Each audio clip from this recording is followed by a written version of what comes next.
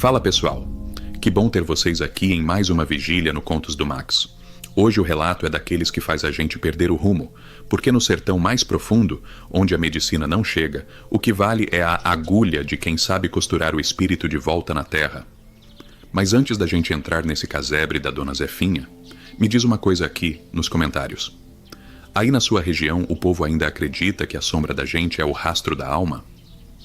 Você conhece alguma benzedeira famosa por fazer o impossível? Escreve pra mim que eu adoro ler os causos de vocês e o seu comentário ajuda demais o canal.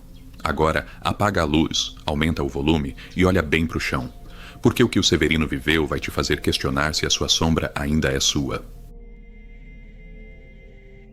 Tem uma regra muda no sertão brabo que quem é da roça aprende antes mesmo de aprender a falar direito. Quando a fraqueza pega o homem da lida e o corpo vai secando sem doença que o médico consiga enxergar no papel, a família já sabe que a morte não tá vindo de fora para dentro, ela tá puxando de dentro para fora. Meu nome é Severino.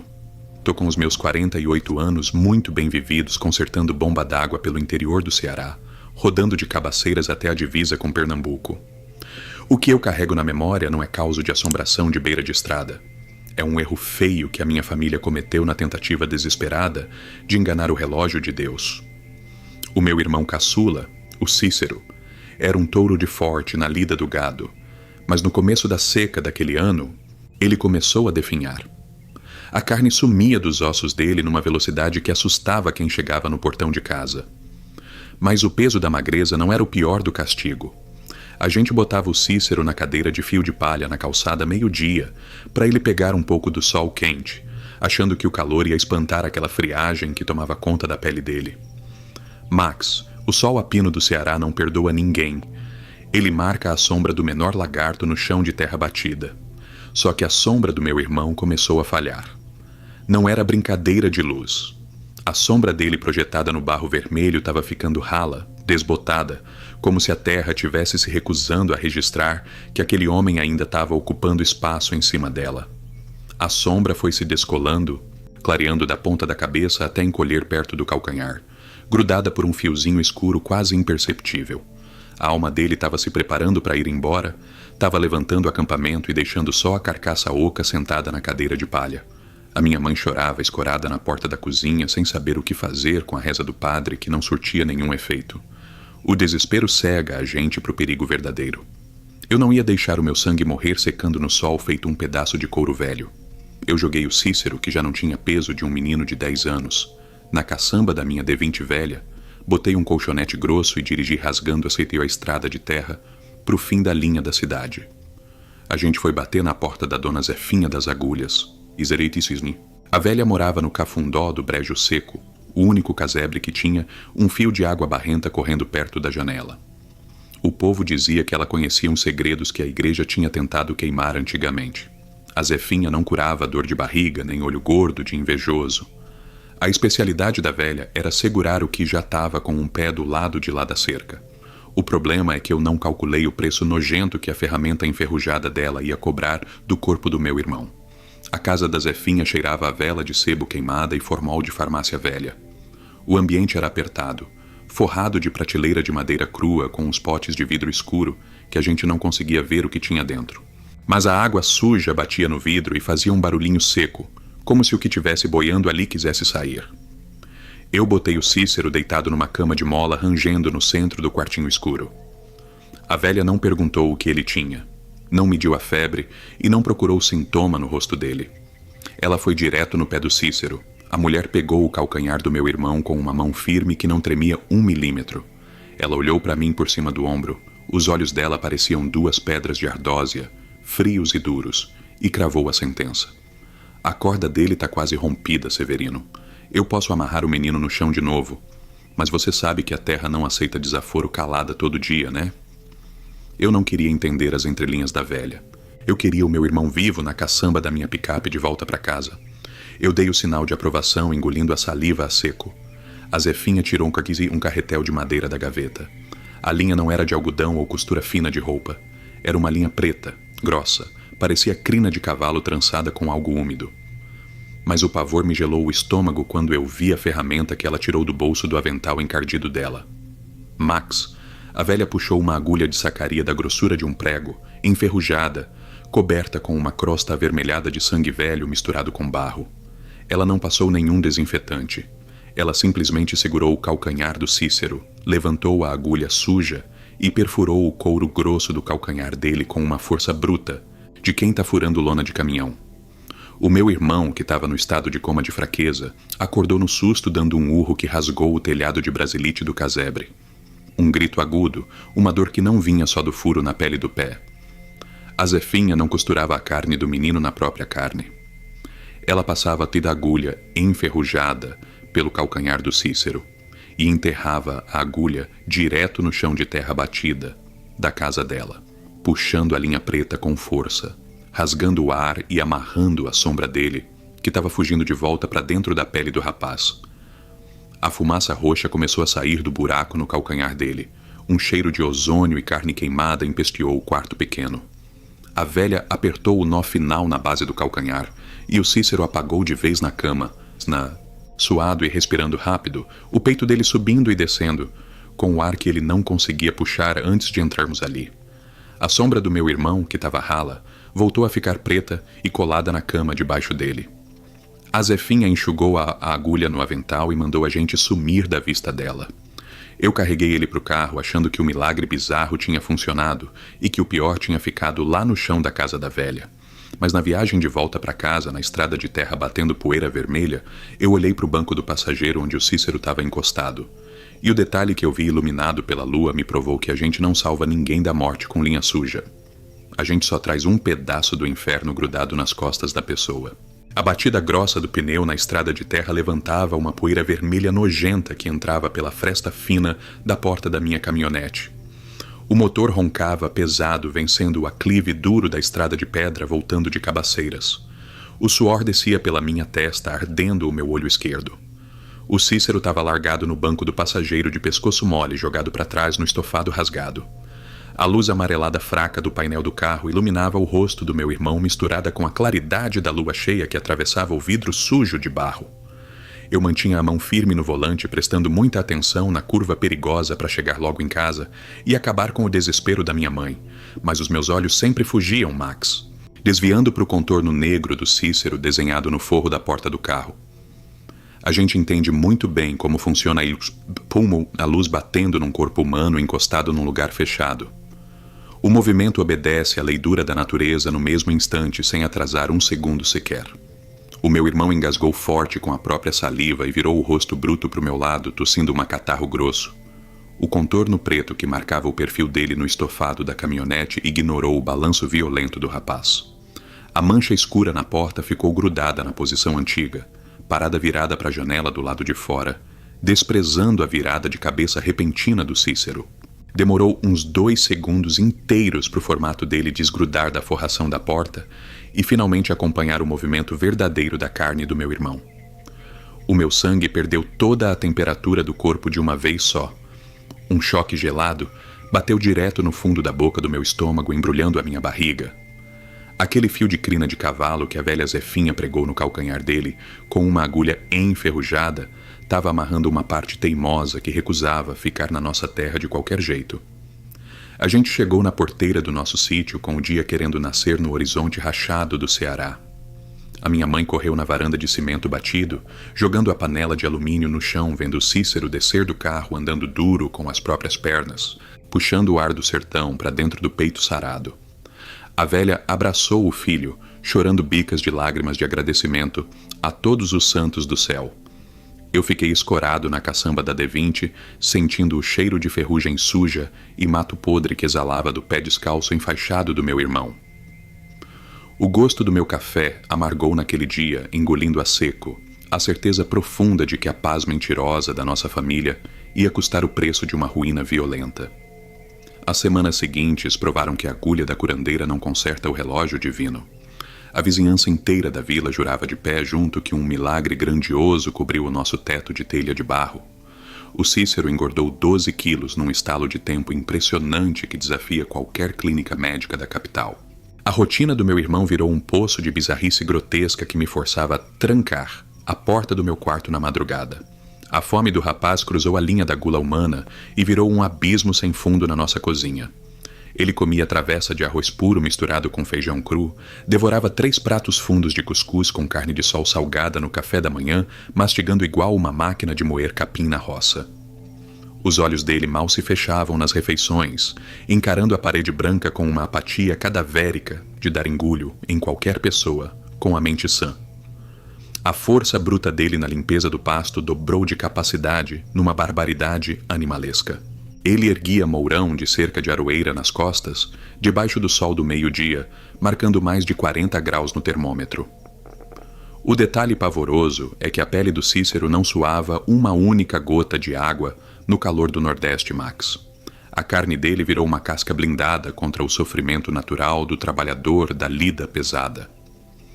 Um dos peões antigos da nossa roça perdeu a força no pulso e deixou escapar o facão afiado sem querer, cortando a lateral da mão do Cícero durante a capina do terreno. Um talho rasgado fundo que abriu o couro até quase bater no osso do dedo indicador. O meu irmão ignorou o ferimento. Ele apenas levantou a mão retalhada na altura do próprio rosto, examinando a ferida com uma curiosidade fria de quem estuda um pedaço de madeira quebradas. O sangue que vazou do talho não tinha a cor vermelha vibrante de um cabra com saúde no auge da vida. O líquido desceu escuro, grosso, lembrando óleo de trator queimado pingando na terra seca do quintal. O corte no dedo sarou fechando a pele em 3 dias, ignorando o processo normal de inflamação. A verdadeira enfermidade do corpo dele resolveu focar o ataque punitivo inteiro naquele nó nojento amarrado na sola do pé. O buraco da costura no calcanhar abriu uma ferida purulenta que fedia a chuva podre e ozônio de tempestade elétrica. O ferimento abriu um rombo na pele grossa dele, vazando uma gosma preta constante que manchava a tira do chinelo de couro e sujava os lençóis de algodão da cama. O Cícero varava as noites em claro, sentado na beirada da cama, arranhando a própria perna da canela até a panturrilha, arrancando fiapo de pele na unha suja até fazer a canela arder em carne viva, com a visão cravada no reboco do quarto. A gente divide o teto com a mesma família e percebe de longe o cheiro da sanidade perdendo a guerra para a loucura absoluta, Max. O Cícero cravou os dedos duros no meu braço esquerdo no corredor de casa, numa dessas noites quentes e abafadas do mês de novembro. Ele olhou para o piso de cimento vermelho, apontando para o próprio pé enfaixado em trapo encardido. O meu irmão confessou com uma voz rachada e seca que sentia o peso de um monte de mãos invisíveis empurrando as costas e o peito dele o dia inteiro. Uma multidão apertando a carne dele para fora da própria marca desenhada no chão da casa. A linha de crina estava segurando a carne presa num molde que recusava abrigar a matéria física dele. A pressão metafísica esmagava a mente do Cícero, exigindo o pedágio do tempo extra. O ambiente humilde da nossa família virou um hospedeiro envenenado pela presença do meu irmão remendado na força da agulha suja. O animal criado no mato não suporta viver preso num cabo de guerra que puxa e rasga a própria estrutura do espírito. As galinhas no terreiro lá de trás pararam de botar ovo de um dia para o outro. A água morna do nosso filtro de barro amanhecia com gosto de ferrugem velha toda abençoada manhã. Os cachorros vira-latas do vizinho uivavam de madrugada virados na direção da janela do nosso quarto. O Cícero cedeu completamente ao desespero da loucura enraizada na perna costurada dele. Ele correu no quintal dos fundos misturando barro amarelo com o resto de cimento da obra, encheu um balde de lata e começou a tapar violentamente todas as frestas das janelas do quarto, usando as 2 mãos nuas lambuzadas de massa. O rapaz bloqueou qualquer raio de sol ou claridade fraca da lua cheia, transformando o próprio quarto de dormir numa caverna sufocante de tijolo trancado. A lógica da doença dele funcionava de um jeito muito simples e bruto. Evitando a luz batendo no corpo dele, a mancha preta no chão parava de formar a silhueta da pessoa e o puxão na perna perdia a força esmagadora contra o calcanhar ferido. O sofrimento da minha mãe acompanhando o filho se enterrando vivo num cômodo de cimento sujo despedaçou o restinho da minha paciência. A velha caía de joelhos no piso do corredor da sala, batendo na porta de madeira, implorando desesperadamente para o menino destrancar o trinco e puxar o vento na varanda fresca. O vazio da casa virou um túmulo acordado, agoniando o peito de todo mundo. Eu perdi a estribeira da compaixão. Arranquei a lamparina de querosene de cima da mesa de jantar Encostei o ombro no batente de madeira do quarto dele e forcei a fechadura empurrando o meu peso bruto contra a porta trancada. O trinco vagabundo quebrou lascando a madeira na parede de gesso. A chama pequena da lamparina clareou o ambiente fechado empesteado com um fedor de urina velha e suor azedo.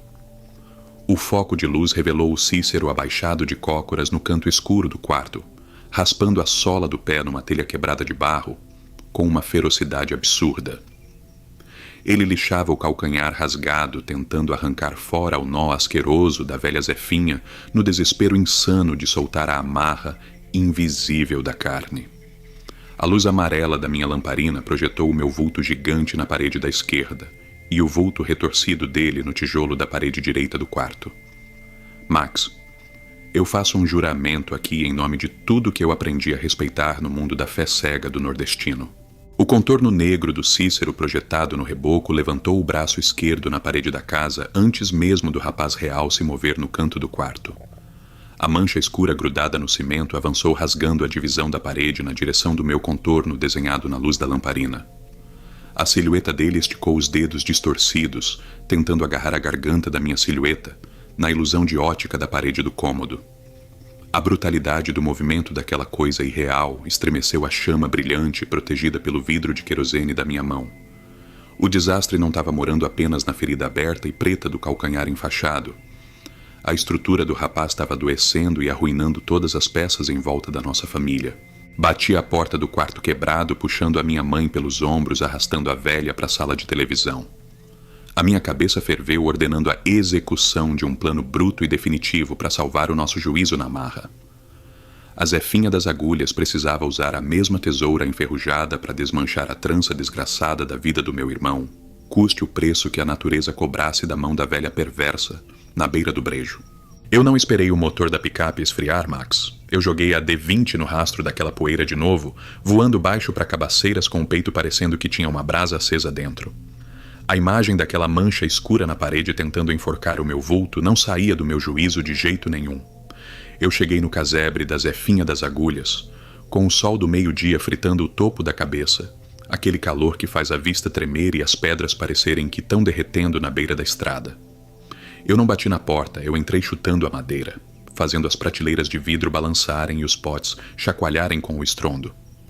A velha estava lá, sentada no mesmo banquinho, mas ela não estava segurando agulha. Ela estava com as mãos mergulhadas numa bacia de barro cheia de um líquido preto, viscoso, que fedia a carniça e folha de arruda podre. Quando ela levantou os braços para me olhar, o meu estômago subiu na hora, Max. As mãos da benzedeira estavam enegrecidas, os dedos estavam com uma cor de carvão, a pele estava descascando em tiras secas e as unhas tinham caído, deixando só o sabugo em carne viva vazando aquela mesma gosma escura que saía do calcanhar do meu irmão. A Zefinha deu uma risada rouca, um som que parecia que ela estava mastigando caco de vidro, e apontou com o cotovelo podre para as prateleiras atrás dela. Ela me explicou com uma voz que parecia um lamento de enterro, que a morte não é um evento, é um processo de separação, e que o que ela fazia não era medicina e muito menos milagre. Ela disse que quando Deus decide quebrar o vaso, o espírito se solta pelos pés, e a sombra é o rastro dessa fuga. Ela me mostrou os dezenas de potes de vidro que estavam ali, Max, e agora eu conseguia ver com clareza o que tinha lá dentro. Eram sombras, vultos vivos, pedaços de borrão preto que se contorciam contra o vidro, batendo e arranhando o interior dos potes no desespero insano de achar o dono de novo. Ela confessou que cada ponto que ela dava com aquela agulha enferrujada na terra, ela estava costurando um tempo que não existia mais, ela estava forçando uma alma morta a ficar presa numa carne que já tinha começado a apodrecer. Ela absorvia a podridão da sombra para o próprio corpo, por isso as mãos dela estavam morrendo em vida. Você queria o Cícero de volta, Severino, pois você trouxe um corpo, mas a alma dele ficou grudada no meu assoalho. E agora o cobrador está vindo buscar o que é dele com juros. O pânico que eu senti naquele momento foi diferente de tudo, Max. Não era medo de morrer. Era o pavor de entender que eu tinha condenado o meu próprio irmão a um inferno que não acaba na cova. Eu gritei para ela desmanchar o nó, implorei para ela cortar o fio de crina de cavalo e deixar o Cícero descansar. Mas a velha Zefinha sacudiu a cabeça devagar, Os olhos dela estavam ficando brancos, sumindo para dentro da órbita. Ela disse que o nó que é dado na terra com agulha de sacaria só se desmancha quando a própria terra resolve rasgar o couro. Ela me mandou embora, dizendo que o tempo do meu irmão tinha acabado de vencer, e que o som da linha estourando ia ser a última coisa que eu ia ouvir na paz da minha casa. Eu saí de lá tropeçando nas minhas próprias pernas, entrei no carro e dirigi de volta para o sítio rezando, para que o Cícero ainda estivesse lá ou para que tudo aquilo fosse apenas um delírio feio provocado pelo calor do Ceará. Eu cheguei no sítio no final da tarde, a luz do sol estava com aquela cor de cobre velho, deixando o pasto com um aspecto de terra queimada. O silêncio na propriedade era de dar agonia, as portas estavam todas escancaradas e a minha mãe estava sentada no degrau da varanda, com o olhar perdido no horizonte, balançando o corpo para frente e para trás num lamento mudo. Eu perguntei onde estava o Cícero, e ela só apontou para o meio do terreiro, bem ali onde o sol batia mais forte, perto do poço artesiano que eu estava tentando consertar na semana anterior.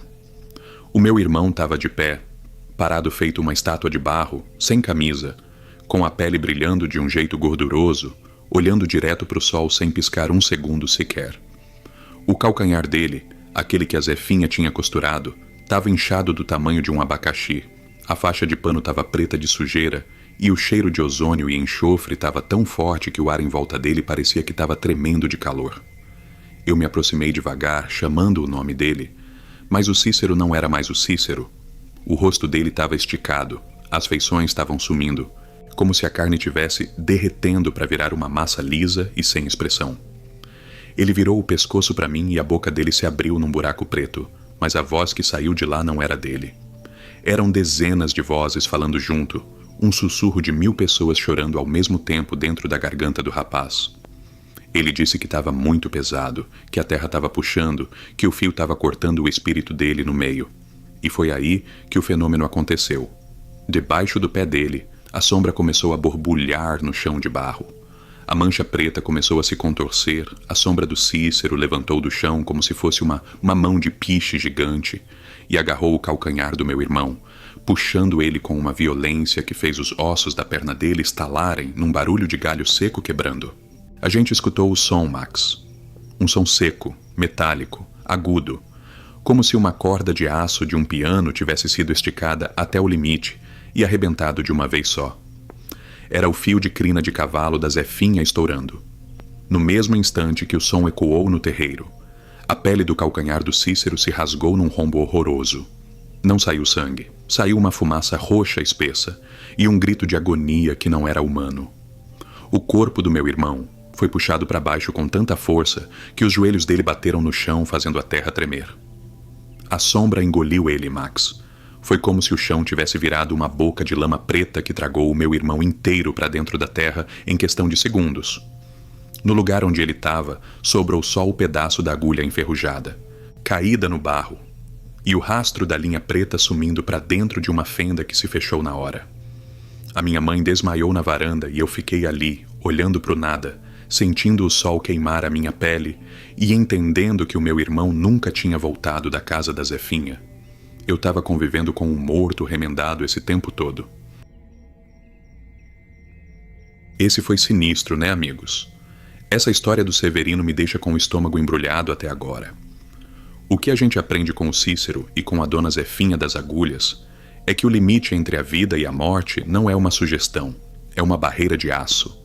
A gente tem essa mania humana de achar que o amor justifica qualquer absurdo, que a gente tem o direito de segurar quem a gente ama aqui, custe o preço que custar. Mas o sertão ensina que a terra é honesta. O que é dela, ela toma de volta, e se você tentar usar agulha e linha para enganar o destino, você não está salvando a pessoa. Você está apenas prolongando uma agonia que a mente humana não foi feita para suportar. A dona Zefinha não era uma salvadora, ela era uma sequestradora de almas. Aqueles potes cheios de sombras batendo no vidro. Imagine o pavor daquelas consciências presas ali só para satisfazer o egoísmo de quem não aceita o adeus. O Severino hoje vive assombrado, não por um fantasma, mas pela lembrança do som daquela linha, estourando no calcanhar do irmão. Isso serve de aviso para todos nós. Tem porta que quando Deus fecha, a gente não deve tentar abrir com chave enferrujada. O luto é dolorido, mas a convivência com um morto costurado é um castigo que nem a eternidade consegue apagar. Se você já sentiu que a sombra de alguém que você conhece não está batendo com o movimento da pessoa, ou se já ouviu falar de alguma benzedeira que usa ferramentas estranhas para curar o incurável, fica o alerta. Às vezes, o silêncio do túmulo é a maior bênção que uma família pode ter. Bom, eu vou encerrando esse relato por aqui. Mas não saia do canal ainda. Se você achou que essa benzedeira era perigosa, você precisa ver o que acontece quando o mal não se esconde numa agulha, mas sim no alimento que te oferecem. Na sua tela agora, está aparecendo o nosso vídeo sobre as benzedeiras que choram na comida. O relato de um homem que comeu a dor de um morto e começou a apodrecer por dentro. Clica aí, se você tiver coragem de continuar essa vigília comigo. Obrigado pela companhia na escuridão. Eu sou o Max e lembre-se, boa noite e tranque bem as suas portas.